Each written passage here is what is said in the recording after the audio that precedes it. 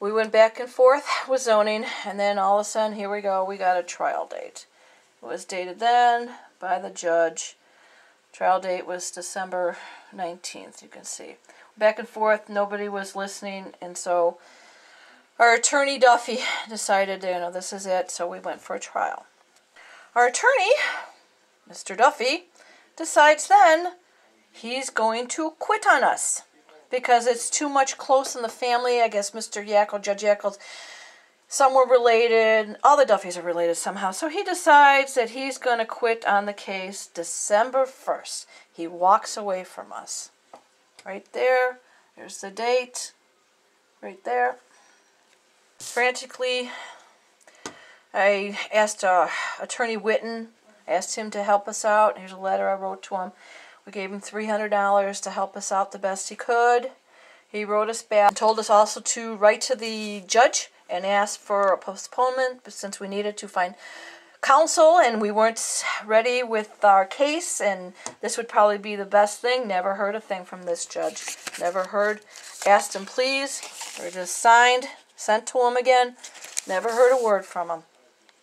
Here's Mr. Kelsey, the letter stating, go on with the trial. He's got all his witnesses. Even though I've had this letter out asking time. Here's our attorney, our new attorney, stating there's the date sent to us. He could not help us unless we come up with more money. And we couldn't come up with it. There's no way we could come up with it, so we could not hire him. So we went to trial on our own.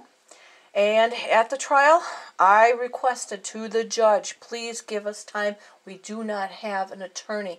He told me to shut up, sit down. You've had enough time to get yourself an attorney. Trial will begin. I was not allowed to speak at my own trial. Only my husband, my ex-husband.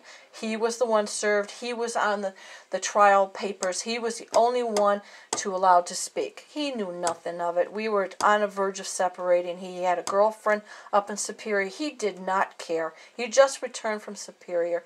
He did not care what happened. So we sat there, because I was not allowed to say anything, and I knew everything. I had to sit there, and they commenced the trial on their own on the other side of the room. We just sat there and said nothing. They had their own little trial with us sitting there. They took our civil rights, our due process, our right to an attorney. They took everything away from us and made us sit there. I thought I was going to go hysterical. I was sitting there shivering, just like, oh my God, I lost my husband. I'm losing my house. I can't believe this is being done. And for the judge to allow this to happen, it just was mind-boggling how they took our rights away.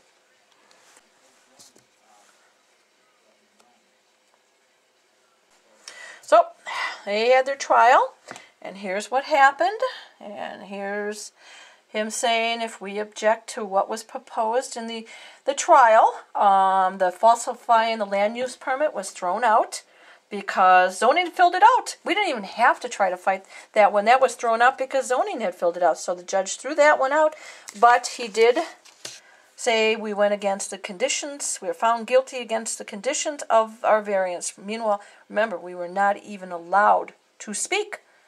So here we go. There it is. And this is a letter saying if we object, to say something. Here's my letter of objecting of the proposed order. Sent to him again. Saying, we object. We're trying, we weren't allowed counsel. Please rethink about it. I sent it to him, and there's the signature, and we heard nothing of it. He just turned around and signed the order. Here's the order when it was signed, sent to me. My ex-husband had left. He moved to Superior, and then he moved to Colorado. He left me with nothing. No child support, no nothing. I got I had no income, just a little bit in the bank to help try to defend myself. So I figured, here's the order, here's it, and Gallagher. And these are all the signed. Here's the signed stuff. This is what is supposed to be by Mr. Kelsey. Oh, I don't have a thing. What they want out? Oh yeah, I do. Oh yeah, Mr. Chrisman supplied it for him. So the judge wanted that out. All that thing crossed out, that all has to come out. And that bathroom's been there forever, and now they're stating it's new. Nobody would listen. Here, I decided my best chance was to send a letter out and try to, it's like 8 pages long. It's explained to newspapers, whoever I can talk to, anybody. My newspapers here, here's my thing. Then my neighbors did a petition. All my neighbors did a petition. Every neighbor that's around here did a petition for me to keep it, for them to allow us to have it. They sent it to them. They didn't care. They did not care. Board of Appeals, nobody cared. The county did not care. They were coming in. Here's my petition. My neighbors. Here's my other neighbors. More neighbors. Here's my letter to state officials to help me out. I was all by myself. Wrote this letter. Sent it to all my state officials. I got returns, but pretty much, the county is on their own. They could do what they want. They can't help. It's either federal or this or that, or they talk to the zoning administration and how I did wrong. They never got my interpretation of exactly what happened and my information. They would only take time out to listen to me, to at least see the proof. But no, they just passed the buck. That's what, I tried. I did get a newspaper to listen to me. The Sunday Sentinel, right there. That's the date. Somebody listened to my story and wrote about me. The reporter came down, came to my house, seen everything I had, seen the proof I had. This is the whole paper. That's my sons and me with the house. Seen what I had, seen everything, seen how they lied. Went down there to talk to them. They slammed the door in his face. They would not have nothing to say to him because they knew they did wrong and they were hiding and they're corrupt. That's it. They cover each other. That's it.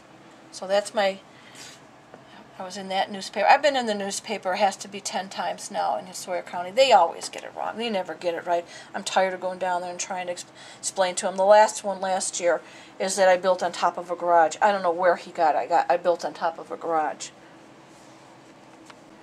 From that date to this date, I never heard nothing from them until this time when Mr. Kelsey again got a letter from my ex-husband's attorney because he was suing me for divorce. He was walking out, but that was right after. It was in '98 he started the divorce proceedings and stuff.